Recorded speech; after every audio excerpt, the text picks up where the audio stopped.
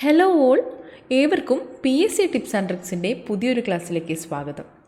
ഇന്ന് നമ്മൾ 10th level preliminary പരീക്ഷയ്ക്ക് തയ്യാറെടുക്കുന്നവർക്ക് വേണ്ടിയിട്ട് പ്രത്യേകമായിട്ട് ചെയ്തിട്ടുള്ള ഒരു ക്ലാസ്സാണ്. 2022 PSC നടത്തിയിട്ടുള്ള 10th ലെവൽ പ്രിലിമിനറി എക്സാമിൽ കോമൺ ആയിട്ട് PSC ചോദിച്ചിട്ടുള്ള കുറച്ച് ഭാഗങ്ങൾ സെലക്ട് ചെയ്തിട്ടാണ് ഇന്നത്തെ ക്ലാസ് തയ്യാറാക്കിയിട്ടുള്ളത്. ഇതിനകത്ത് നമ്മൾ ഓരോ ടോപ്പിക്കിൽ നിന്നും 6 ഘട്ടത്തിലും PSC ചോദിച്ചിട്ടുള്ള ചോദ്യങ്ങളാണ് തിരഞ്ഞെടുത്ത് കൊണ്ടുവന്നിട്ടുള്ളത്. അപ്പോൾ ഈ ചോദ്യങ്ങളെല്ലാം തന്നെ ഇനിയും ആവർത്തിക്കപ്പെടാവുന്നതാണ്. ഈ ഭാഗങ്ങളെല്ലാം തന്നെ നിങ്ങൾ കൃത്യമായിട്ട് പഠിച്ചിരിക്കേണ്ടവയുമാണ്. ഓക്കെ ആണല്ലോ? അപ്പോൾ തിരഞ്ഞെടുത്തിട്ടുള്ള 10 ഹോട്ട് ടോപ്പിക്സാണ് നമ്മൾ ഇന്നത്തെ ക്ലാസ്സിൽ ആഡ് ചെയ്തിട്ടുള്ളത്. അതിൽ ഒന്നാമത്തതാണ് ഇപ്പം നമ്മൾ നോക്കുന്നത്. കേരളത്തിലെ ആരോഗ്യക്ഷേമ പദ്ധതികളിൽ നിന്നുള്ള ചോദ്യങ്ങൾ. ഒന്നാമത്തെ ചോദ്യം: 18 വയസ്സിനു താഴെയുള്ള കുട്ടികൾക്ക് മാരക രോഗങ്ങൾക്കായി സൗജന്യ ചികിത്സ നൽകുന്ന കേരള സർക്കാർ പദ്ധതി ഏതാണ്? താലോലം പദ്ധതിയാണ് കേട്ടോ. താലോലം പദ്ധതി. 18 വയസ്സിന് താഴെയുള്ള കുട്ടികൾക്ക് മാരക രോഗങ്ങൾക്കായി സൗജന്യ ചികിത്സ നൽകുന്ന കേരള സർക്കാർ പദ്ധതിയാണ് താലോലം പദ്ധതി. അടുത്തത്: കേരള സർക്കാരിൻ്റെ സമ്പൂർണ്ണ അവയവദാന പദ്ധതി ഏത്? അത് മൃതസഞ്ജീവനിയാണ്. കേരള സർക്കാരിൻ്റെ സമ്പൂർണ്ണ അവയവദാന പദ്ധതി മൃതസഞ്ജീവനിയാണ്. മലയാള ഭാഷയും സംസ്കാരവും ആഗോളതലത്തിൽ പ്രചരിപ്പിക്കുന്നതിനായി കേരള സർക്കാർ ആരംഭിച്ച സംരംഭമാണ് മലയാളം മിഷൻ. മലയാള ഭാഷയും സംസ്കാരവും ആഗോളതലത്തിൽ പ്രചരിപ്പിക്കുന്നതിനായിട്ട് കേരള സർക്കാർ ആരംഭിച്ച സംരംഭമാണ് മലയാളം മിഷൻ. അടുത്തത് കുടുംബശ്രീയെക്കുറിച്ചുള്ളൊരു ചോദ്യമാണ്. കുടുംബശ്രീ പദ്ധതിയുടെ പ്രധാന ലക്ഷ്യങ്ങൾ എന്തൊക്കെയാണെന്നാണ് ചോദിച്ചിട്ടുള്ളത്. ദാരിദ്ര്യ നിർമ്മാർജ്ജനം കുടുംബശ്രീ പദ്ധതിയുടെ ഒരു ലക്ഷ്യമാണ്. അടുത്തത് വനിതാ ശാക്തീകരണം. വായ്പാ വിതരണവും ശിശു പോഷകാഹാരവും കുടുംബശ്രീ പദ്ധതിയുടെ ലക്ഷ്യങ്ങളല്ല. അപ്പോൾ അതുകൊണ്ട് തന്നെ ഇത് രണ്ടും തെറ്റാണ്. 1ഉം 3ഉം ആണ് ശരിയായിട്ടുള്ളത് തന്നെയാണ് ചോദിച്ചിട്ടുള്ളത്. അപ്പോൾ നമ്മുടെ ഓപ്ഷൻ ഡി ആണ് ഇവിടെ കറക്റ്റായിട്ടുള്ള ആൻസർ. 1 and 3. 18 വയസ്സിനു താഴെയുള്ള കുട്ടികൾക്ക് മാരക രോഗങ്ങൾക്കായി സൗജന്യ ചികിത്സ നൽകുന്ന കേരള സർക്കാർ പദ്ധതി ഏത്? താലോലം പദ്ധതിയാണ്. താലോലം പദ്ധതി. 18 വയസ്സിന് താഴെയുള്ള കുട്ടികൾക്ക് മാരക രോഗങ്ങൾക്കായി സൗജന്യ ചികിത്സ നൽകുന്ന കേരള സർക്കാർ പദ്ധതിയാണ് താലോലം പദ്ധതി. അടുത്തത്: കേരള സർക്കാരിൻ്റെ സമ്പൂർണ്ണ അവയവദാന പദ്ധതി ഏതാണ്? കേരള സർക്കാരിൻ്റെ സമ്പൂർണ്ണ അവയവദാന പദ്ധതിയാണ് ഏതാണ്? മൃതസഞ്ജീവനി. മലയാള ഭാഷയും സംസ്കാരവും ആഗോളതലത്തിൽ പ്രചരിപ്പിക്കുന്നതിനായി കേരള സർക്കാർ ആരംഭിച്ച സംരംഭമാണ് മലയാളം മിഷൻ. മലയാള ഭാഷയും സംസ്കാരവും ആഗോളതലത്തിൽ പ്രചരിപ്പിക്കുന്നതിനായി കേരള സർക്കാർ ആരംഭിച്ച സംരംഭമാണ് മലയാളം മിഷൻ. അടുത്തത് കുടുംബശ്രീയെക്കുറിച്ചുള്ളൊരു ചോദ്യമാണ്. കുടുംബശ്രീ പദ്ധതിയുടെ പ്രധാന ലക്ഷ്യങ്ങൾ എന്തൊക്കെയെന്നാണ് ചോദിച്ചിട്ടുള്ളത്. ദാരിദ്ര്യ നിർമ്മാർജ്ജനം, അതെ, കുടുംബശ്രീ പദ്ധതിയുടെ ലക്ഷ്യങ്ങളിലൊന്നാണ്. ശിശു പോഷകാഹാരം നമ്മൾ എവിടെയെങ്കിലും കുടുംബശ്രീയുമായി ബന്ധപ്പെടുത്തി പഠിച്ചിട്ടുണ്ടോ? ഇല്ല അല്ലേ? അപ്പോൾ അത് തെറ്റാണ്. വനിതാ ശാക്തീകരണം, ഇതും കറക്റ്റാണ്. വായ്പാ വിതരണം കുടുംബശ്രീയിൽ നമ്മൾ പഠിച്ചിട്ടില്ല. അപ്പോൾ അതും തെറ്റാണ്. ശരിയായിട്ടുള്ളതാണ് ചോദിച്ചിട്ടുള്ളത്. അപ്പോൾ 1 and 3, ഓപ്ഷൻ ഡി ആണ് നമ്മുടെ ആൻസർ. ഓക്കെ, കുടുംബശ്രീ പദ്ധതിയുടെ പ്രധാന ലക്ഷ്യങ്ങൾ ചോദിച്ചിട്ടുണ്ട്. ദാരിദ്ര്യ നിർമ്മാർജ്ജനവും വനിതാ ശാക്തീകരണവുമാണ് കുടുംബശ്രീ പദ്ധതിയുടെ പ്രധാന ലക്ഷ്യങ്ങൾ.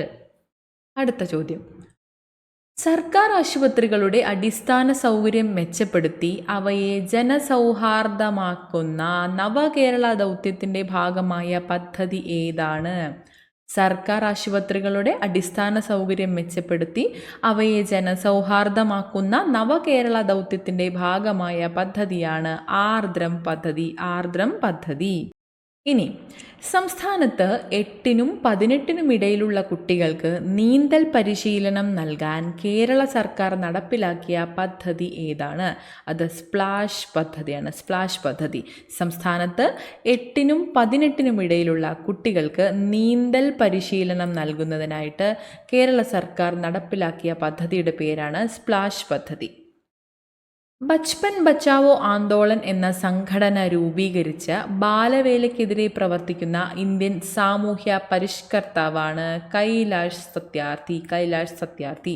ബച്പൻ ബച്ചാവോ ആന്തോളൻ എന്ന സംഘടന രൂപീകരിച്ച് ബാലവേലയ്ക്കെതിരെ പ്രവർത്തിക്കുന്ന ഇന്ത്യൻ സാമൂഹ്യ പരിഷ്കർത്താവാണ് ആര്? കൈലാഷ് സത്യാർത്ഥി. അടുത്തത് ഇത് നോക്കൂ, കുടുംബശ്രീയെക്കുറിച്ച് രണ്ടാമത്തെ ചോദ്യം. 6 ഘട്ടത്തിലുമായിട്ട് ഒരേപോലെയുള്ള ചോദ്യങ്ങളല്ല, ഒന്നിലധികം ചോദ്യങ്ങൾ ഒരേ ടോപ്പിക്കിൽ നിന്ന് വന്നിട്ടുണ്ട്. കുടുംബശ്രീയിൽ നിന്ന് തന്നെ രണ്ടാമതും ചോദ്യം വന്നിട്ടുണ്ട്. അപ്പോൾ അത് അത്രയും ഇമ്പോർട്ടൻ്റ് ആണ്. നമുക്ക് നോക്കാം. കുടുംബശ്രീ സംവിധാനത്തെക്കുറിച്ച് താഴെ തന്നിട്ടുള്ള പ്രസ്താവനകളുടെ അടിസ്ഥാനത്തിൽ ശരിയായ ജോഡി തിരഞ്ഞെടുക്കുക. സംസ്ഥാന സർക്കാരിൻ്റെ ഉൾപ്പെടെയുള്ള ദാരിദ്ര്യ നിർമ്മാർജ്ജന പ്രവർത്തനങ്ങൾ നടപ്പിലാക്കുന്നതിനായി രൂപം നൽകിയ സാമൂഹ്യ സന്നദ്ധ സംഘടനാ സംവിധാനമാണ് കുടുംബശ്രീ. ശരിയല്ലേ? ഈ സ്റ്റേറ്റ്മെൻറ്റ് കറക്റ്റാണ്. ഈ സാമൂഹ്യ സംഘടനാ സംവിധാനത്തിൻ്റെ ഭരണസമിതി തിരഞ്ഞെടുപ്പ് 3 വർഷത്തിലൊരിക്കൽ നടത്തേണ്ടതാണ്. അതും കറക്റ്റായിട്ടുള്ള സ്റ്റേറ്റ്മെൻറ്റാണ്. കുടുംബശ്രീ ഏരിയ സംഘടനാ സംവിധാനത്തിൻ്റെ അടിസ്ഥാന ഘടകമാണ്, ഇത് ADS അല്ല, അടിസ്ഥാന ഘടകം അയൽക്കൂട്ടങ്ങളാണ്. അപ്പോൾ ഈ ഒരു സ്റ്റേറ്റ്മെൻറ്റ് തെറ്റാണ് കേട്ടോ. കുടുംബശ്രീ ത്രിതല സംഘടനാ സംവിധാനത്തിൻ്റെ അടിസ്ഥാന ഘടകം അയൽക്കൂട്ടമാണ്. എന്താണ് ഏരിയ ഡെവലപ്മെൻറ്റ് സൊസൈറ്റി? ഈ ADS എന്ന് പറഞ്ഞാൽ എന്താണ്? പഞ്ചായത്ത് അല്ലെങ്കിൽ മുനിസിപ്പാലിറ്റി വാർഡ് തലത്തിൽ രൂപീകരിക്കുന്ന കുടുംബശ്രീയുടെ ഘടകമാണ് ADS എന്ന് പറയുന്നത്. ഈ ADSൻ്റെ പ്രവർത്തനങ്ങൾ തീരുമാനിക്കുന്നത് അയൽക്കൂട്ടത്തിൽ നിന്ന് തിരഞ്ഞെടുക്കപ്പെട്ടിട്ടുള്ള പ്രതിനിധികളായിരിക്കും. ഓക്കെ, അപ്പോൾ അടിസ്ഥാന ഘടകം അയൽക്കൂട്ടമാണ്. അപ്പോൾ നമ്മുടെ ആൻസർ ഇവിടെ എന്താ? നമ്മളോട് ശരിയായിട്ടുള്ള ജോഡിയാണ് ചോദിച്ചിട്ടുള്ളത്. 1ഉം 2ഉമാണ് ശരി. ഓപ്ഷൻ C ആണ് നമ്മുടെ ഇവിടുത്തെ കറക്റ്റായിട്ടുള്ള ആൻസർ. അടുത്ത ചോദ്യം. മികച്ച ചികിത്സാ സൗകര്യങ്ങൾ മിതമായ നിരക്കിൽ ലഭ്യമാക്കി ആരോഗ്യരംഗത്ത് സർക്കാർ സേവനങ്ങൾ ജനസൗഹാർദ്ദമാക്കാൻ ലക്ഷ്യമിടുന്ന പദ്ധതി ഏതാണ്? കണ്ടോ, നമുക്ക് ഒരേ ചോദ്യം തന്നെ റിപ്പീറ്റഡ് ആയിട്ട് വന്നിട്ടുള്ളത്. ചോദ്യത്തിൻ്റെ ഒരു രീതി ഒന്ന് മാറ്റി എന്നുള്ളതല്ലാതെ അതിൻ്റെ ആശയത്തിന് ഒരു വ്യത്യാസവും വന്നിട്ടില്ല. അപ്പോൾ അത് കറക്റ്റായിട്ട് നമ്മൾ മനസ്സിലാക്കുകയാണെങ്കിൽ ഒരേപോലത്തെ ചോദ്യം തന്നെയാണ് കിട്ടിയിരിക്കുന്നത്. നമുക്ക് ഈ ഒരു മാർക്കൊന്നും മിസ്സാവാനായിട്ട് പാടില്ല. ചോദ്യം നോക്കിക്കുക ഒന്നും കൂടെ.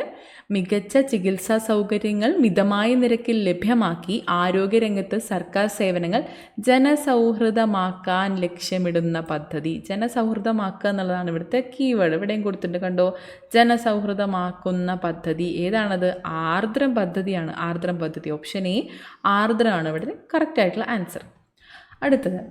പൂർണ്ണശയ്യാവലംബരായവരെ പരിചരിക്കുന്നവർക്ക് പ്രതിമാസ ധനസഹായം നൽകുന്ന കേരളത്തിലെ ആരോഗ്യക്ഷേമ പദ്ധതി ഏതാണ്? ആശ്വാസ കിരൺ പദ്ധതിയാണ്. ആശ്വാസ കിരൺ. പൂർണ്ണശയ്യാവലംബരായവരെ പരിചരിക്കുന്നവർക്ക് പ്രതിമാസ ധനസഹായം നൽകുന്ന കേരളത്തിലെ ആരോഗ്യക്ഷേമ പദ്ധതിയാണ് ആശ്വാസ കിരൺ. നോക്കിക്കേ, ഇപ്പോൾ എത്ര ചോദ്യങ്ങൾ നമ്മളിവിടെ പഠിച്ചു. ഈ ഒരൊറ്റ ടോപ്പിക്കിൽ നിന്നാണ് 6 ക്വസ്റ്റ്യൻ പേപ്പറിലായിട്ട് ഇത്രയേറെ ചോദ്യങ്ങൾ വന്നിട്ടുള്ളത്. അപ്പോൾ ഈ ഒരു ടോപ്പിക് അത്രയും ഇമ്പോർട്ടൻ്റ് ആണെന്ന് മനസ്സിലായല്ലോ. നമ്മളിതെന്തായാലും പഠിച്ചേ പറ്റുള്ളൂ. ഓക്കെ, അടുത്ത ടോപ്പിക്. ഇനി നമ്മളിവിടെ ചൂസ് ചെയ്തിട്ടുള്ളത് ദേശീയ ഗാനം, ദേശീയ ഗീതം, ദേശീയ പതാക എന്നീ 3 ടോപ്പിക്കിനെയും ക്ലബ് ചെയ്തിട്ടാണ് നമ്മളിവിടെ ചോദ്യങ്ങൾ അറേഞ്ച് ചെയ്തിട്ടുള്ളത്. ഇതുകൂടാതെ ദേശീയ വൃക്ഷം, ദേശീയ നദി തുടങ്ങിയിട്ടുള്ള ദേശീയതയുമായി ബന്ധപ്പെട്ടിട്ടുള്ള ചോദ്യങ്ങൾ വേറെയും ചോദിച്ചിട്ടുണ്ട്. പക്ഷേ എല്ലാ ചോദ്യപേപ്പറിലും ചോദിച്ചിട്ടുള്ള ചോദ്യങ്ങൾ മാത്രമേ നമ്മൾ ചൂസ് ചെയ്തിട്ടുള്ളൂ. ദേശീയ ഗാനവും ദേശീയ ഗീതവും ദേശീയ പതാകയും 6 ചോദ്യപേപ്പറുകളിലും റിപ്പീറ്റഡായിട്ട് കണ്ടിട്ടുണ്ട്. അപ്പോൾ നമുക്ക് ചോദ്യങ്ങൾ ഓരോന്നായിട്ട് നോക്കാം. ഒന്നാമത്തത്. ഇന്ത്യയുടെ ദേശീയ ഗീതമായ വന്ദേ മാതരം ബംഗാളി കവിയായ ബങ്കിം ചന്ദ്ര ചാറ്റർജിയുടെ ഏത് കൃതിയിൽ നിന്നെടുത്തതാണ്? ഏതാണ്? ആനന്ദമഠമാണ്. ആനന്ദമഠം. അപ്പോൾ ഇവിടെ ശ്രദ്ധിക്കുക, ദേശീയ ഗീതം വന്ദേ മാതരം രചിച്ചിട്ടുള്ളത് ബംഗാളി കവിയായിട്ടുള്ള ബങ്കിം ചന്ദ്ര ചാറ്റർജി. ഇത് എടുത്തിട്ടുള്ള കൃതി ആനന്ദമഠം. ഓക്കെ, അടുത്ത ചോദ്യം നോക്കൂ. പ്രസിദ്ധമായ വന്ദേ മാതരം എന്ന ഗാനമടങ്ങിയിട്ടുള്ള ആനന്ദമഠം എന്ന നോവൽ എഴുതിയത് ആരാണ്? ഈ ഒരു ചോദ്യം പഠിച്ച ഒരാൾക്ക്, ആദ്യത്തെ ചോദ്യം പഠിച്ച ഒരാൾക്ക് രണ്ടാമത്തെ ചോദ്യം എളുപ്പമായിട്ട് കിട്ടും അല്ലേ? അപ്പോൾ നോക്കിക്കേ, ആരാണ്? ബങ്കിം ചന്ദ്ര ചാറ്റർജിയാണ്. കണ്ടോ, വന്ദേ മാതരം റിപ്പീറ്റഡ് ആയിട്ട് വരുന്നത്. അടുത്ത ചോദ്യം നോക്കാം. ദേശീയ ഗീതം നമ്മൾ ചൂസ് ചെയ്തിട്ടാണ് കൊടുത്തിട്ടുള്ളത്. അപ്പോൾ ഒന്ന് സെലക്റ്റഡ് ആയിട്ട് വായിച്ച് ഈ ഒരു PDF നമുക്ക് കംപ്ലീറ്റ് ചെയ്യാം. ഇന്ത്യയുടെ ദേശീയ ഗീതം രചിച്ചതാര്? ഇന്ത്യയുടെ ദേശീയ ഗീതം രചിച്ചതാരാണ്? ബങ്കിം ചന്ദ്ര ചാറ്റർജി. ഇവിടെ നോക്കൂ, എഗെയിൻ അതേ ചോദ്യം റിപ്പീറ്റ് ചെയ്തിട്ടുണ്ട്. ദേശീയ ഗീതം രചിച്ചതാര്? ഇന്ത്യയുടെ ദേശീയ ഗീതം. ഇവിടെ നോക്കൂ, ഇത് കണ്ടോ, ഇന്ത്യയുടെ ദേശീയ ഗീതം രചിച്ചതാര്? ഇവിടെ ഓപ്ഷൻ സിയിലാണ് ബങ്കിം ചന്ദ്ര ചാറ്റർജി ഉള്ളത്. ഇവിടെ നോക്കൂ, ഓപ്ഷൻ ബിയിൽ ബങ്കിം ചന്ദ്ര ചാറ്റർജി ഉണ്ട്. ഇന്ത്യയുടെ ദേശീയ ഗീതം രചിച്ചതാരാണ്? ബങ്കിം ചന്ദ്ര ചാറ്റർജിയാണ്. അടുത്തത്, ശരിയായ പ്രസ്താവന ഏത്? 1. ബങ്കിം ചന്ദ്ര ചാറ്റർജി മറാത്തി അല്ല ബംഗാളി ഭാഷയിലാണ്. ബംഗാളി ഭാഷയിൽ രചിച്ച ദേശഭക്തി ഗാനമാണ് വന്ദേ മാതരം. ബങ്കിം ചന്ദ്ര ചാറ്റർജി ബംഗാളി ഭാഷയിൽ രചിച്ച ദേശഭക്തി ഗാനമാണ് വന്ദേ മാതരം. ദേശ് രാഗത്തിലാണ് കേട്ടോ, ദേശ് രാഗത്തിലാണ് വന്ദേ മാതരം ചിട്ടപ്പെടുത്തിയിരിക്കുന്നത്. ശങ്കരാഭരണം ദേശീയ ഗാനം ചിട്ടപ്പെടുത്തിയിട്ടുള്ള രാഗമാണ്. ദേശ് രാഗത്തിലാണ് വന്ദേ മാതരം ചിട്ടപ്പെടുത്തിയിട്ടുള്ളത്. ജഗുനാഥ് ഭട്ടാചാര്യയാണ് വന്ദേ മാതരത്തിന് സംഗീത സംവിധാനം നിർവഹിച്ചിരിക്കുന്നത്. ഈ സ്റ്റേറ്റ്മെൻറ്റ് കറക്റ്റാണ്. ബങ്കിം ചന്ദ്ര ചാറ്റർജിയുടെ ആനന്ദമഠം എന്ന നോവലിൽ നിന്നാണ് വന്ദേ മാതരം എടുത്തിരിക്കുന്നത്. ദുർഗേശ നന്ദിനി അല്ല, ബങ്കിം ചന്ദ്ര ചാറ്റർജിയുടെ ആനന്ദമഠം എന്ന നോവലിൽ നിന്നാണ് വന്ദേ മാതരം എടുത്തിരിക്കുന്നത്. ഓക്കെ, അപ്പോൾ ഈ 3 സ്റ്റേറ്റ്മെൻറ്റ്സും തെറ്റാണ്. സി ഓപ്ഷനാണ് കറക്റ്റ് ആയിട്ടുള്ളത്. ശരിയായ സ്റ്റേറ്റ്മെൻറ്റാണ് നമ്മളോട് ചോദിച്ചിട്ടുള്ളത്. ഓക്കെ, ക്ലിയർ ആണല്ലോ. അടുത്തത് ദേശീയ പതാക. ഇന്ത്യയുടെ ദേശീയ പതാകയായ ത്രിവർണ്ണ പതാക ഭരണഘടനാ നിർമ്മാണ സമിതി അംഗീകരിച്ചത് എന്നാണ്? 1947 ജൂലൈ 22-നാണ്. 1947 ജൂലൈ 22-നാണ് ഇന്ത്യയുടെ ദേശീയ പതാകയായ ത്രിവർണ്ണ പതാക ഭരണഘടനാ നിർമ്മാണ സമിതി അംഗീകരിച്ചത്. ഭരണഘടനാ നിർമ്മാണ സമിതി അംഗീകരിച്ചത് 1947 ജൂലൈ 22-നാണ്. അടുത്തത്, ഇന്ത്യൻ ദേശീയ പതാക തയ്യാറാക്കിയ പിംഗലി വെങ്കയ്യ ജനിച്ചത് ഏത് സംസ്ഥാനത്താണ്? ചോദ്യം ശ്രദ്ധിച്ച്. ഇന്ത്യൻ ദേശീയ പതാക തയ്യാറാക്കിയതാരാണ്? പിംഗലി വെങ്കയ്യ. അദ്ദേഹം ജനിച്ചത് ഏത് സംസ്ഥാനത്താണ്? ആന്ധ്രാപ്രദേശിലാണ് കേട്ടോ. ആന്ധ്രാപ്രദേശിലാണ് പിംഗലി വെങ്കയ്യ ജനിച്ചത്. അടുത്തത്, ഇവിടെ നോക്കിക്കേ, ഇന്ത്യയുടെ ദേശീയ പതാക രൂപകൽപ്പന ചെയ്ത വ്യക്തി ആരാണ്? കണ്ടോ, ഈ ചോദ്യം തന്നെ റിപ്പീറ്റ് ആയിട്ട് വന്നത് കണ്ടോ. ഇന്ത്യയുടെ ദേശീയ പതാക രൂപകൽപ്പന ചെയ്ത വ്യക്തി. ആശയം മാത്രം, ചോദ്യത്തിൻ്റെ ഘടന മാത്രമേ മാറിയിട്ടുള്ളൂ. ആശയം ഒന്ന് തന്നെയാണ്. അപ്പോൾ ഈ ഒരു ചോദ്യം പഠിച്ച ഒരാൾക്ക് ഈ രണ്ടാമത് വന്നിട്ടുള്ള ചോദ്യം നമുക്ക് ക്ലിയർ ആയിട്ട് കിട്ടുന്നതാണ്. അപ്പോൾ ഇന്ത്യയുടെ ദേശീയ പതാക രൂപകൽപ്പന ചെയ്ത വ്യക്തി ആരാണ്? പിംഗലി വെങ്കയ്യയാണ്. അടുത്തത്, ഇന്ത്യയുടെ ദേശീയ പതാകയിൽ കാണപ്പെടുന്ന അശോക ചക്രത്തിൽ എത്ര ആരക്കാലുകളുണ്ട്? എത്ര ആരക്കാലുകളുണ്ട്? നമ്മൾ കുഞ്ഞിലേ തൊട്ട് പഠിക്കുന്നതാണ്. 24 ആരക്കാലുകൾ. ഇന്ത്യയുടെ ദേശീയ പതാകയിൽ കാണപ്പെടുന്ന അശോക ചക്രത്തിൽ 24 ആരക്കാലുകളുണ്ട്. അടുത്ത ചോദ്യം, ഇന്ത്യൻ ദേശീയ പതാകയുമായി ബന്ധപ്പെട്ട പ്രസ്താവനകളിൽ ശരിയായത് ഏത്? ശരിയായവ ഏതെന്നാണ് ചോദിച്ചിട്ടുള്ളത്. 1. തിരശ്ചീനമായി മുകളിൽ കുങ്കുമ നിറം, നടുക്ക് വെള്ള നിറം, താഴെ പച്ച നിറം. കറക്റ്റാണ്. 2002 ഇന്ത്യൻ പതാക നിയമത്തിൽ 3 ഭാഗങ്ങളുണ്ട്. ഇതും ശരിയായിട്ടുള്ള ഒരു പ്രസ്താവനയാണ്. നീളവും വീതിയും തമ്മിലുള്ള അനുപാതം ഏറ്റവും ഉയർന്ന അളവ് മില്ലിമീറ്ററിൽ. ഇതല്ല. 2022 പുതിയ പതാക നിയമപ്രകാരം, ഇന്ത്യൻ പതാക നിയമപ്രകാരം 9 അളവുകളായിട്ടാണ് ഇന്ത്യൻ പതാക നിർമ്മിക്കാനായിട്ട് പറ്റുക. അതിൽ ഉയർന്ന അളവ് എന്ന് പറയുന്നത് 6.3:4.2 ആണ്. 6300/4200 മില്ലിമീറ്റർ. മില്ലിമീറ്ററിലാണ് ചോദിച്ചിട്ടുള്ളത്. 6300 × 4200 മില്ലിമീറ്റർ ആണ് ഏറ്റവും ഉയർന്ന അളവ്. അപ്പോൾ ഈ ഒരു സ്റ്റേറ്റ്മെൻറ്റ് തെറ്റാണ് കേട്ടോ. അടുത്തത്, ഖാദി വികസന ഗ്രാമീണ വ്യവസായ കാര്യാന്വേഷണ സമിതിയാണ് നിർമ്മാണശാലകൾക്ക് അനുമതി നൽകുന്നത്. അപ്പോൾ ഈ ഒരു സ്റ്റേറ്റ്മെൻറ്റും കറക്റ്റാണ്. നമ്മളോട് ശരിയായതാണ് ചോദിച്ചിട്ടുള്ളത്. 1, 2, 4 എന്നിവയാണ് ശരി. ഓപ്ഷൻ എ ആണ് നമ്മുടെ കറക്റ്റ് ആൻസർ. അപ്പോൾ ഇവിടെ ഇതൊന്ന് ഓർത്തിരിക്കുക കേട്ടോ. 6300 × 4200 മില്ലിമീറ്റർ എന്ന അളവാണ് ഏറ്റവും ഉയർന്ന അളവ്. ഓക്കെ. അപ്പോൾ നമ്മളിവിടെ മിസ് ചെയ്തിട്ടുള്ള വേറൊരു ചോദ്യമുണ്ട്. ഇവിടെ ഇന്ത്യൻ ഫ്ലാഗ് കോഡ് പ്രകാരം ഒരു ചോദ്യം നമ്മൾ പറഞ്ഞിരുന്നു. ഇന്ത്യൻ ഫ്ലാഗ് കോഡ് പ്രകാരം നോക്കിക്കേ, 23ാമത് കൊടുത്തിരിക്കുന്ന ചോദ്യം. ഇന്ത്യൻ ഫ്ലാഗ് കോഡ് പ്രകാരം VVIP വിമാനങ്ങളിൽ ഉപയോഗിക്കുന്ന പതാകയുടെ അളവ് എത്രയാണ്? ഇന്ത്യൻ ഫ്ലാഗ് കോഡ് പ്രകാരം VVIP വിമാനങ്ങളിൽ ഉപയോഗിക്കുന്ന പതാകയുടെ അളവ് 450/300 മില്ലിമീറ്ററാണ്. ഇന്ത്യൻ ഫ്ലാഗ് കോഡ് പ്രകാരം VVIP വിമാനങ്ങളിൽ ഉപയോഗിക്കുന്ന പതാകയുടെ അളവാണ് 450/300 മില്ലിമീറ്റർ. ഇതുകൂടെ ഒന്ന് ഓർത്തിരിക്കുക കേട്ടോ. അടുത്തത് ദേശീയ ഗാനം. ദേശീയഗാനത്തിൻ്റെ ചോദ്യം നോക്കൂ. ഇന്ത്യയുടെ ദേശീയ ഗാനം ആലപിക്കാൻ എടുക്കേണ്ട സമയം എത്രയാണ്? 52 സെക്കൻഡാണ്. ഇന്ത്യയുടെ ദേശീയ ഗാനം ആലപിക്കാൻ എടുക്കേണ്ട സമയം 52 സെക്കൻഡാണ്.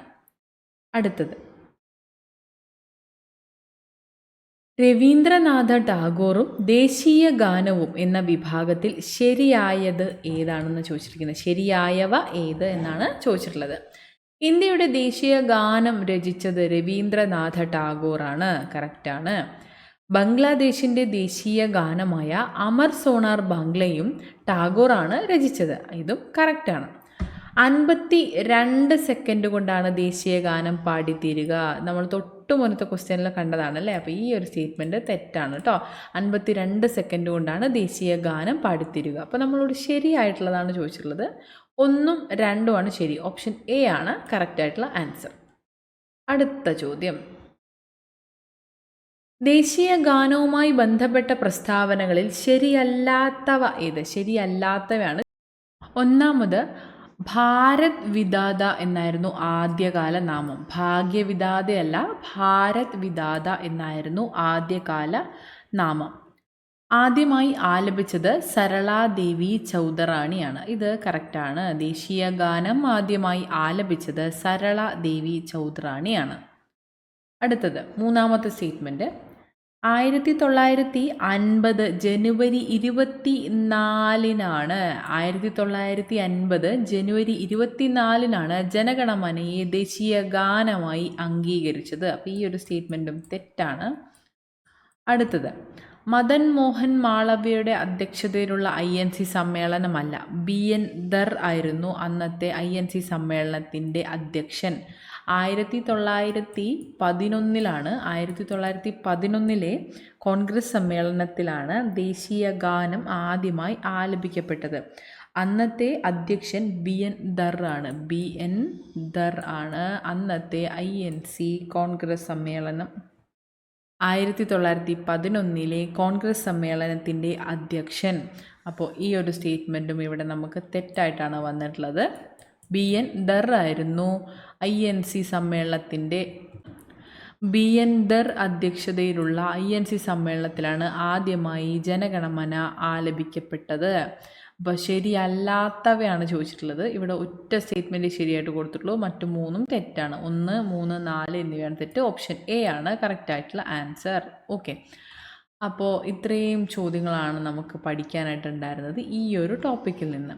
അപ്പോൾ ജനഗണമന, വന്ദേമാതരം, അതുപോലെ ദേശീയ പതാക, ഈ 3 ടോപ്പിക്കും നമ്മൾ കംപ്ലീറ്റ് ചെയ്തിട്ടുണ്ട്. ഓക്കെ, ക്ലിയർ ആണല്ലോ.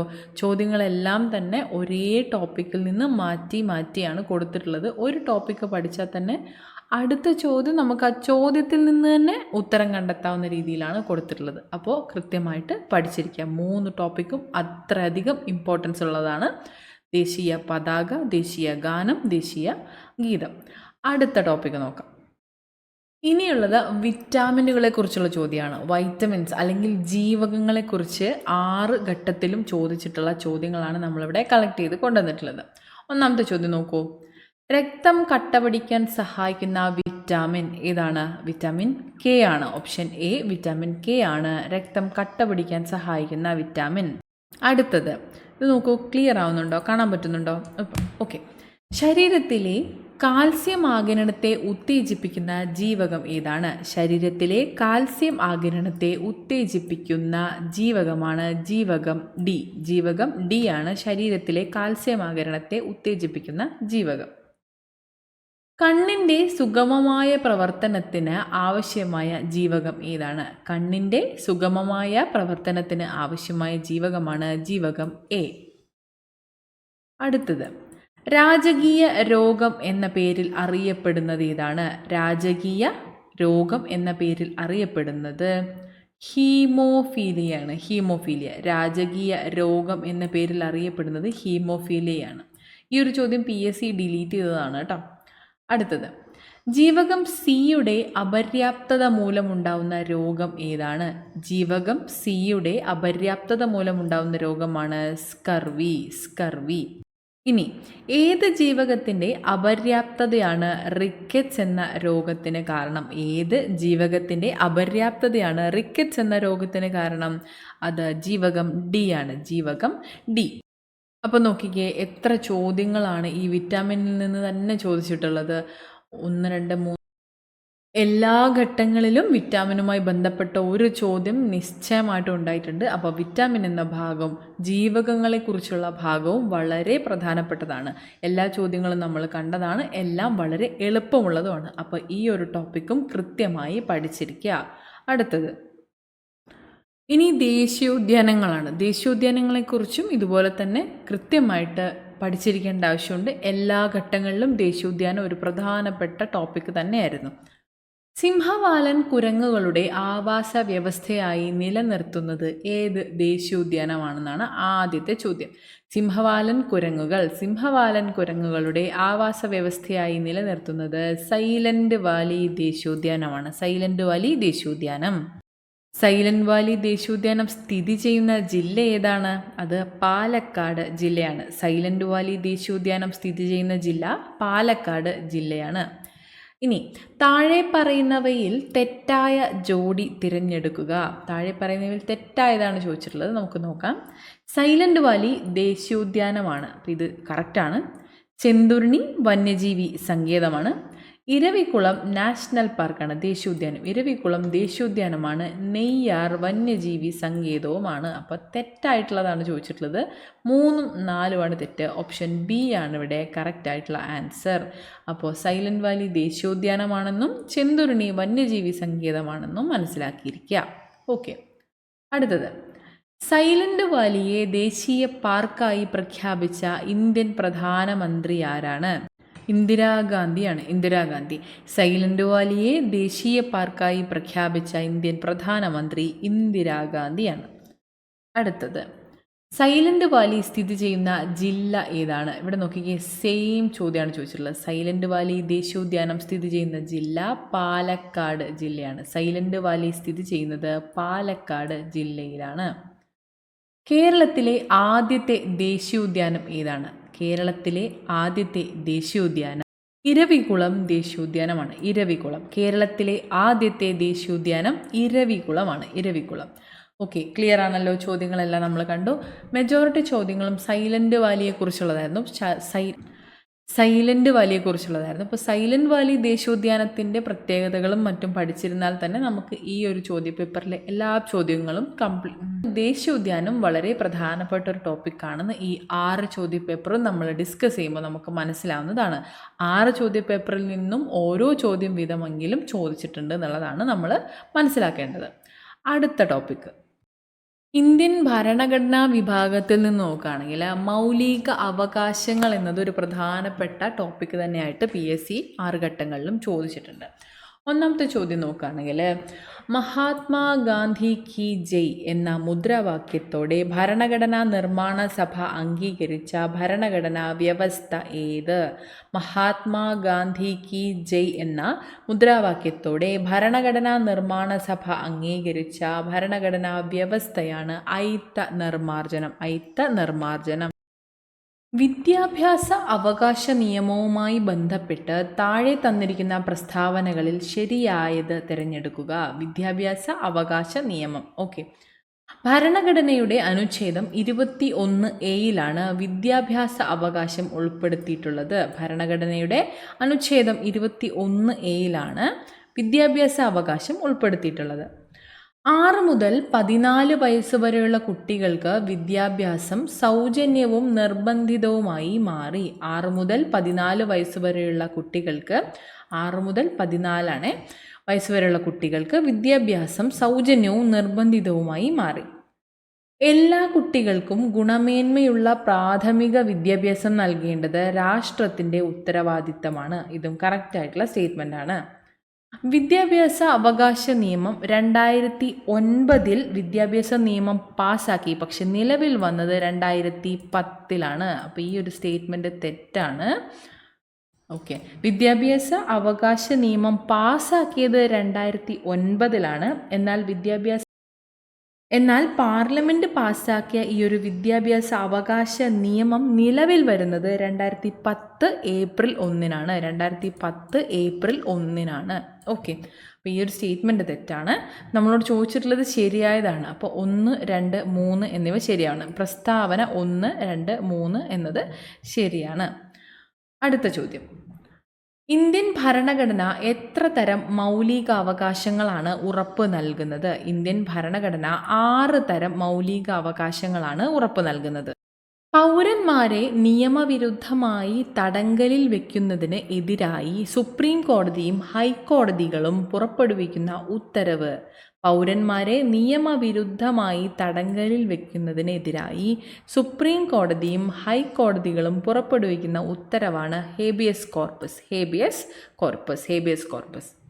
അടുത്തത്, പൂർണ്ണമായും രാഷ്ട്രത്തിൻ്റെ പണം കൊണ്ട് സംരക്ഷിക്കപ്പെടുന്ന ഏതൊരു വിദ്യാഭ്യാസ സ്ഥാപനത്തിലും മതപരമായ ബോധനം നൽകുവാൻ പാടുള്ളതല്ല എന്ന് പരാമർശിക്കുന്ന ഇന്ത്യൻ ഭരണഘടനയിലെ അനുച്ഛേദം ഏതാകുന്നു?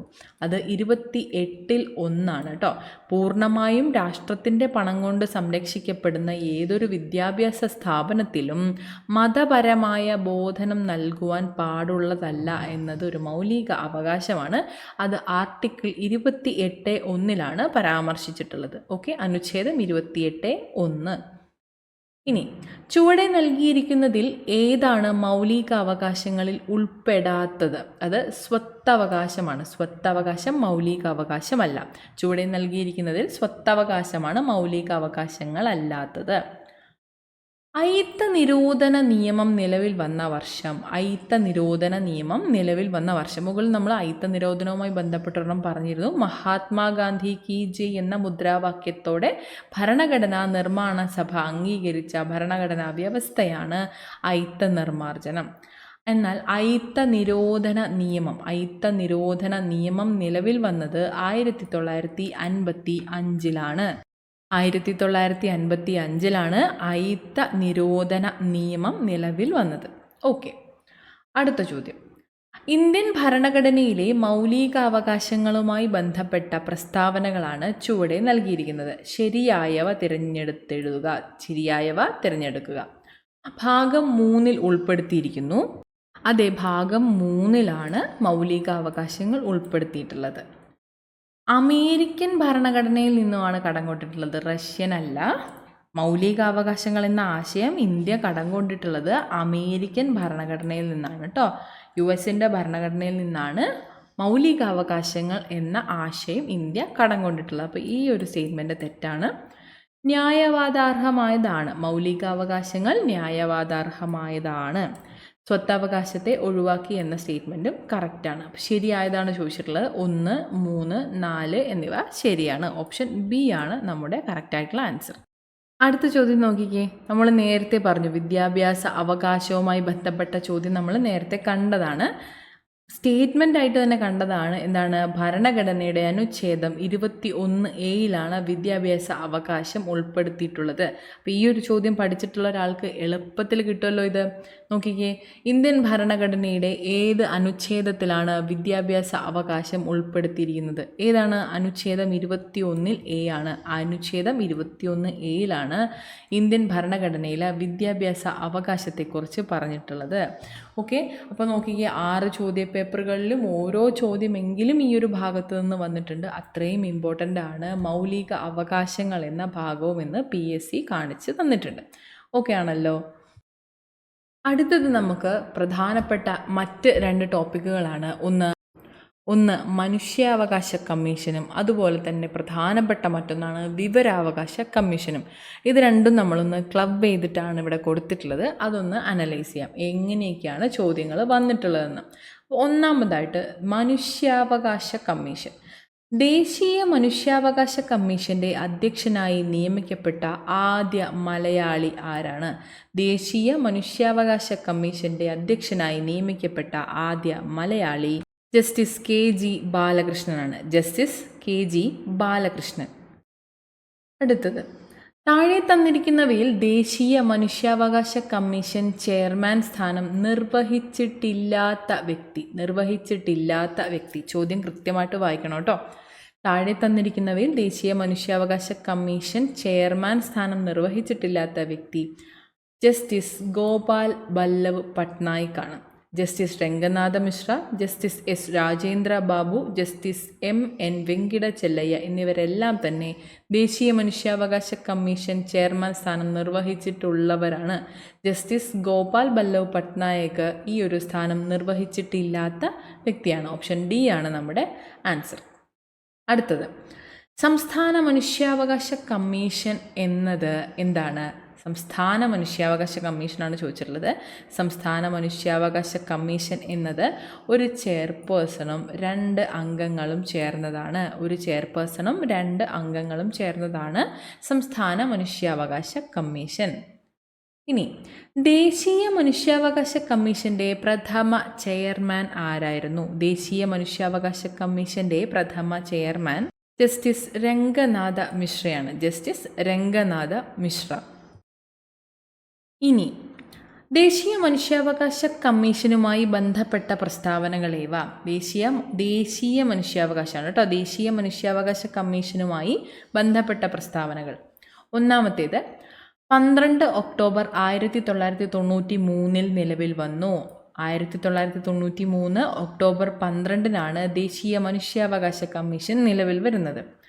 അധ്യക്ഷൻ ഹൈക്കോടതിയല്ല, സുപ്രീം കോടതിയാണ്. സുപ്രീം കോടതി ചീഫ് ജസ്റ്റിസ് അല്ലെങ്കിൽ ജഡ്ജി പദവി വഹിച്ച ഒരാളായിരിക്കണം കമ്മീഷൻ്റെ ചെയർപേഴ്സൺ. അപ്പോൾ ഈ ഒരു സ്റ്റേറ്റ്മെൻറ്റ് തെറ്റാണ്. ഇനി ചെയർമാനെ നിയമിക്കുന്നത് ഇന്ത്യൻ പ്രസിഡൻ്റാണ്. ഇത് കറക്റ്റാണ്. ചെയർമാനെ നിയമിക്കുന്നത് ഇന്ത്യൻ പ്രസിഡൻ്റാണ്. അപ്പോൾ ശരിയായിട്ടുള്ള പ്രസ്താവനകളാണ് ചോദിച്ചിട്ടുള്ളത്. 1, 3 കറക്റ്റായിട്ടുള്ളത്. ഓപ്ഷൻ ബി ആണ് ഇവിടെ റൈറ്റ് ആയിട്ടുള്ളത്. ഇനി വിവരാവകാശ കമ്മീഷൻ നോക്കുകയാണെങ്കിൽ ദേശീയ വിവരാവകാശ കമ്മീഷൻ നിലവിൽ വന്ന വർഷം 2005 2005 ദേശീയ വിവരാവകാശ കമ്മീഷൻ നിലവിൽ വരുന്നത്. വിവരാവകാശ അപേക്ഷ നിരസിക്കുവാൻ നിർദ്ദേശിക്കുന്ന വിവരാവകാശ വകുപ്പ് ഏതായിരുന്നു? വിവരാവകാശ അപേക്ഷ നിരസിക്കുവാൻ നിർദ്ദേശിക്കുന്ന വിവരാവകാശ വകുപ്പ് ഓപ്ഷൻ എ 8. വകുപ്പ് 8 പ്രകാരമാണ് വിവരാവകാശ അപേക്ഷ നിരസിക്കുവാനായിട്ട് നിർദ്ദേശിക്കുന്നത്. ഇനി വിവരാവകാശ നിയമം പ്രാബല്യത്തിൽ വന്ന വർഷമേത്? അത് നമ്മളോട് ഇവിടെ കണ്ടോ, നേരത്തെ ചോദിച്ചിട്ടുണ്ട്. എന്നാണ് നിലവിൽ വന്നിട്ടുള്ളതെന്ന്. ദേശീയ വിവരാവകാശ കമ്മീഷൻ നിലവിൽ വന്ന വർഷം 2005 നമ്മൾ നേരത്തെ കണ്ടതാണ്. അതേ ചോദ്യം തന്നെ മറ്റൊരു രീതിയിലാണ് ഇവിടെ ചോദിച്ചിട്ടുള്ളത്. വിവരാവകാശ നിയമം പ്രാബല്യത്തിൽ വന്ന വർഷമേത് എന്ന്. ഏതാണ്? 2005 2005. ഇനി 1990 വിവരാവകാശത്തിന് വേണ്ടി 1990 വിവരാവകാശത്തിന് വേണ്ടി പ്രസ്ഥാനം ആരംഭിച്ച സംഘടന ഏതാണ്? 1990 വിവരാവകാശത്തിന് വേണ്ടി പ്രസ്ഥാനം ആരംഭിച്ച സംഘടനയാണ് മസ്ദൂർ കിസാൻ ശക്തി സംഗതൻ. ഇന്ത്യയുടെ കേന്ദ്ര വിവരാവകാശ കമ്മീഷനിൽ ചെയർമാനെ കൂടാതെ പ്രസിഡന്റിന് എത്ര വിവരാവകാശ കമ്മീഷണർമാരെ കൂടി നിയമിക്കാൻ കഴിയും? ഇന്ത്യയുടെ കേന്ദ്ര വിവരാവകാശ കമ്മീഷനിൽ ചെയർമാനെ കൂടാതെ പ്രസിഡന്റിന് 10 വിവരാവകാശ കമ്മീഷണർമാരെ കൂടി നിയമിക്കാനായിട്ട് കഴിയും. 10 നമ്മുടെ ആൻസർ. അടുത്ത ചോദ്യം നോക്കുകയാണെങ്കിൽ കേന്ദ്ര വിവരാവകാശ കമ്മീഷനിൽ മുഖ്യ വിവരാവകാശ കമ്മീഷണർമാരായ 2 വനിതകൾ ആരെല്ലാം? കേന്ദ്ര വിവരാവകാശ കമ്മീഷനിൽ മുഖ്യ വിവരാവകാശ കമ്മീഷണർമാരായ 2 വനിതകളാണ് സുഷമ സിംഗും ദീപക് സന്ധുവും. മുഖ്യ വിവരാവകാശ കമ്മീഷണറായ ആദ്യ വനിതയാണ് ദീപക് സന്ധു. മുഖ്യ വിവരാവകാശ കമ്മീഷണറായ രണ്ടാമത്തെ വനിതയാണ് സുഷമ സിംഗ്. അപ്പോൾ നമ്മുടെ ചോദ്യം എന്താണ്? കേന്ദ്ര വിവരാവകാശ കമ്മീഷനിൽ മുഖ്യ വിവരാവകാശ കമ്മീഷണർമാരായിട്ടുള്ള 2 വനിതകൾ ആരൊക്കെയാണ്? ഒന്നാമത്തേത് ദീപക് സന്ധു, രണ്ടാമത്തേത് സുഷമ സിംഗുമാണ്. അടുത്ത ചോദ്യം, ശരിയായ ജോഡി ഏതാണ്? ശരിയായ ജോഡിയാണ് ചോദിച്ചിട്ടുള്ളത്. ഓപ്ഷൻസ് നോക്കാം. MKSS മസ്ദൂർ കിസാൻ ശക്തി സംഗതൻ വിവരാവകാശത്തിന് വേണ്ടിയുള്ള പ്രസ്ഥാനമാണ്. അത് കറക്റ്റാണ് അല്ലേ? നമ്മൾ നേരത്തെ പറഞ്ഞതാണ്. സ്വത്തവകാശം നിയമപരമായ അവകാശമാണ്. നമ്മൾ പറഞ്ഞിരുന്നു മൗലിക അവകാശങ്ങളിൽ നിന്ന് സ്വത്തവകാശം നീക്കപ്പെട്ടു എന്ന്. അടുത്തത് ബഹുമതികൾ റദ്ദാക്കൽ, അത് മൗലിക അവകാശമാണ്. ബഹുമതികൾ റദ്ദാക്കൽ എന്നത് മൗലിക അവകാശമാണ്. ഇതും കറക്റ്റാണ്. ഇന്ത്യൻ ഭരണഘടനയുടെ ഭാഗം 4A മൗലിക കടമകൾ ഉൾപ്പെട്ടിട്ടുള്ളത് ആണ്. ഇത് കറക്റ്റായിട്ടുള്ള സ്റ്റേറ്റ്മെൻ്റ് ആണ്. ഇന്ത്യൻ ഭരണഘടനയുടെ ഭാഗം 4A മൗലിക കടമകൾ ഉള്ളത്. അപ്പോൾ ഈ 4 സ്റ്റേറ്റ്മെൻറ്റ്സും കറക്റ്റാണ്. അപ്പോൾ ശരിയായിട്ടുള്ള ജോഡികൾ ഏതെല്ലാം? എല്ലാം തന്നെ ശരിയായിട്ടുള്ളതാണ്. അപ്പോൾ ഓപ്ഷൻ സി ആണ് നമ്മുടെ ആൻസർ. നമ്മൾ ഈ ഒരു ഭാഗത്തു നിന്നുള്ള എല്ലാ ചോദ്യങ്ങളും കണ്ടു കഴിഞ്ഞു. എല്ലാ ചോദ്യപേപ്പറിലും ഓരോ ദേശീയ മനുഷ്യാവകാശ കമ്മീഷനുമായിട്ടുള്ള ചോദ്യവും അതുപോലെ തന്നെ ഒന്നോ അതിലധികമോ തന്നെ വിവരാവകാശ കമ്മീഷനുമായി ബന്ധപ്പെട്ട ചോദ്യങ്ങളും കാണാനായിട്ട് സാധിച്ചിട്ടുണ്ട്. നിങ്ങൾ ഓരോ ചോദ്യങ്ങളും കണ്ടതാണ്. അത്രയേറെ പ്രധാനപ്പെട്ടതാണ് മനുഷ്യാവകാശ കമ്മീഷനും അതുപോലെ തന്നെ വിവരാവകാശ കമ്മീഷനും. ഇനി നമുക്ക് INC ആണ്. INCയുടെ പ്രാധാന്യം പിന്നെ പ്രത്യേകിച്ച് എടുത്ത് പറയേണ്ടതായിട്ടില്ല. PSCയുടെ എല്ലാ ചോദ്യപേപ്പറിലും ഒരു ചോദ്യമെങ്കിലും കാണപ്പെടുന്ന ഒരു ഭാഗമാണ് ഇന്ത്യൻ നാഷണൽ കോൺഗ്രസ്. അപ്പോൾ നമുക്ക് ഇവിടെ ചോദിച്ചിട്ടുള്ള 6 ഘട്ടങ്ങളിലും ചോദിച്ചിട്ടുള്ള ഇന്ത്യൻ നാഷണൽ കോൺഗ്രസുമായി ബന്ധപ്പെട്ട ചോദ്യങ്ങൾ നമുക്ക് നോക്കാം. ഒന്നാമത്തേത്, കോൺഗ്രസിൻ്റെ അന്തിമ ലക്ഷ്യം പൂർണ്ണ സ്വരാജ് അല്ലെങ്കിൽ പൂർണ്ണ സ്വാതന്ത്ര്യമാണെന്ന് പ്രഖ്യാപിച്ച സമ്മേളനം. കോൺഗ്രസിൻ്റെ അന്തിമ ലക്ഷ്യം പൂർണ്ണ സ്വരാജ് അല്ലെങ്കിൽ പൂർണ്ണ സ്വാതന്ത്ര്യമാണെന്ന് പ്രഖ്യാപിച്ച സമ്മേളനം 1929 ലാഹോർ സമ്മേളനമാണ്. 1929 ലാഹോർ സമ്മേളനം. ഇന്ത്യൻ നാഷണൽ കോൺഗ്രസിൻ്റെ പ്രസിഡന്റ് സ്ഥാനം അലങ്കരിച്ച ഏക മലയാളി ആരായിരുന്നു?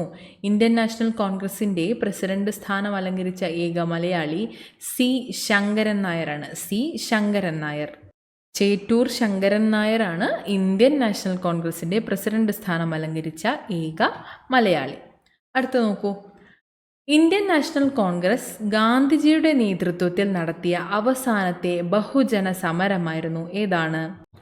ക്വിറ്റ് ഇന്ത്യ സമരമാണ് ഇന്ത്യൻ നാഷണൽ കോൺഗ്രസ് ഗാന്ധിജിയുടെ നേതൃത്വത്തിൽ നടത്തിയ അവസാനത്തെ ബഹുജന സമരം. ഇനി ഇന്ത്യൻ നാഷണൽ കോൺഗ്രസ് രൂപീകരിക്കപ്പെട്ട വർഷം ഏതാണ്?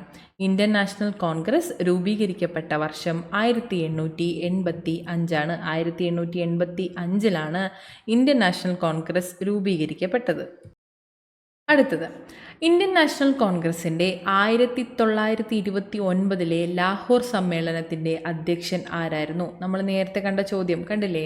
കോൺഗ്രസിൻ്റെ അന്തിമ ലക്ഷ്യം പൂർണ്ണ സ്വരാജ് അല്ലെങ്കിൽ പൂർണ്ണ സ്വാതന്ത്ര്യമാണെന്ന് പ്രഖ്യാപിച്ച സമ്മേളനമാണ് 1929 ലാഹോർ സമ്മേളനം. ഈ ഒരു സമ്മേളനത്തിൻ്റെ അധ്യക്ഷൻ ആരായിരുന്നു എന്നതാണ് നമ്മുടെ ചോദ്യം. ജവഹർലാൽ നെഹ്റു ആണ്. ഇന്ത്യൻ നാഷണൽ കോൺഗ്രസിൻ്റെ 1929 ലാഹോർ സമ്മേളനത്തിൻ്റെ അധ്യക്ഷൻ ജവഹർലാൽ നെഹ്റു ആയിരുന്നു. അടുത്ത ചോദ്യം, ഇന്ത്യൻ നാഷണൽ കോൺഗ്രസിൻ്റെ അധ്യക്ഷനായിരുന്ന ഒരേ ഒരു മലയാളി ആരായിരുന്നു? ഇത് തന്നെയല്ലേ നമ്മളോട് നേരത്തെയും കണ്ടിട്ടുള്ള ചോദ്യം. ഇവിടെ ഏക മലയാളി ആരായിരുന്നു എന്നാണ് ചോദിച്ചിട്ടുള്ളത്. നോക്കിക്കേ ചോദ്യം. ഇന്ത്യൻ നാഷണൽ കോൺഗ്രസിൻ്റെ പ്രസിഡന്റ് സ്ഥാനം അലങ്കരിച്ച ഏക മലയാളി ആരായിരുന്നു എന്നാണ് ഒരു ചോദ്യപേപ്പറിൽ കണ്ടത്. അടുത്തതിൽ ഇന്ത്യൻ നാഷണൽ കോൺഗ്രസിൻ്റെ അധ്യക്ഷനായിരുന്ന ഒരേ ഒരു മലയാളി ആരായിരുന്നു? C. ശങ്കരൻ നായരാണ്. C. ശങ്കരൻ നായർ. താഴെ പറയുന്ന പ്രസ്താവനകളിൽ 1929 കോൺഗ്രസിൻ്റെ ലാഹോർ സമ്മേളനവുമായി ബന്ധമില്ലാത്ത ശരിയായ ജോഡി തിരഞ്ഞെടുത്തെഴുതുക. ഓപ്ഷൻസ് ഓരോന്നായിട്ട് നോക്കാം. ഒന്ന്, ഗാന്ധിജിയെ പ്രസിഡൻ്റായി തിരഞ്ഞെടുത്തു. ഇത് തെറ്റായിട്ടുള്ള സ്റ്റേറ്റ്മെൻ്റ് ആണ്. ഗാന്ധിജി അല്ല, ജവഹർലാൽ നെഹ്റു ആണ് 1929 ലാഹോർ സമ്മേളനത്തിൻ്റെ അധ്യക്ഷൻ. 1929 ലാഹോർ സെഷൻ്റെ അധ്യക്ഷൻ ജവഹർലാൽ നെഹ്റു ആണ്. അപ്പോൾ ഈ ഒരു സ്റ്റേറ്റ്മെൻറ്റ് ഇങ്ങനെ കറക്റ്റായിട്ട് തന്നെ പഠിക്കുക. 1929 ലാഹോർ സെഷൻ്റെ പ്രസിഡൻറ്റ് ജവഹർലാൽ നെഹ്റു ആണ്, ഗാന്ധിജി അല്ല. അപ്പോൾ ഈ ഒരു സ്റ്റേറ്റ്മെൻറ്റ് തെറ്റാണ്. 1930 ജനുവരി 26 സ്വാതന്ത്ര്യ ദിനമായി രാജ്യമെമ്പാടും കൊണ്ടാടാൻ തീരുമാനിച്ചു. ഇത് കറക്റ്റായിട്ടുള്ള സ്റ്റേറ്റ്മെൻ്റ് ആണ്. ഈ ഒരു കോൺഗ്രസ് സെഷനിലാണ് ഈ ഒരു തീരുമാനം വന്നിട്ടുള്ളത്. 1930 ജനുവരി 26 സ്വാതന്ത്ര്യ ദിനമായി രാജ്യമെമ്പാടും കൊണ്ടാടാൻ തീരുമാനിച്ചു. കോൺഗ്രസിൻ്റെ അന്തിമ ലക്ഷ്യം പൂർണ്ണ സ്വരാജ് ആണെന്ന് പ്രഖ്യാപിക്കപ്പെട്ടു. നമ്മൾ നേരത്തെ ചോദ്യത്തിൽ കണ്ട സ്റ്റേറ്റ്മെൻ്റ് ആണ് ഇപ്പോൾ ഇവിടെ മറ്റൊരു ചോദ്യത്തിൻ്റെ ആൻസർ സ്റ്റേറ്റ്മെൻ്റ് ആയിട്ട് വന്നിട്ടുള്ളത്. അതുകൊണ്ടാണ് നമ്മൾ ഓരോ ടോപ്പിക്ക് പഠിക്കുമ്പോഴും അത്രയേറെ ശ്രദ്ധിച്ച് പഠിക്കണം എന്ന് പറയുന്നത്. ഒരു ചോദ്യത്തിൽ നിന്ന് മറ്റൊരു ഉത്തരം കിട്ടുന്നത് പോലെ ഉത്തരത്തിൽ നിന്ന് ചോദ്യവും കിട്ടും. നമുക്കറിയാവുന്ന കാര്യമാണ്, എന്നാലും പഠിക്കുമ്പോൾ അതൊന്ന് ഓർമ്മയിൽ വെച്ച് പഠിക്കുക കേട്ടോ. അപ്പോൾ കോൺഗ്രസിൻ്റെ അന്തിമ ലക്ഷ്യം പൂർണ്ണ സ്വരാജ് ആണെന്ന് പ്രഖ്യാപിക്കപ്പെട്ടു എന്ന ഈ ഒരു സ്റ്റേറ്റ്മെൻറ്റും കറക്റ്റാണ്.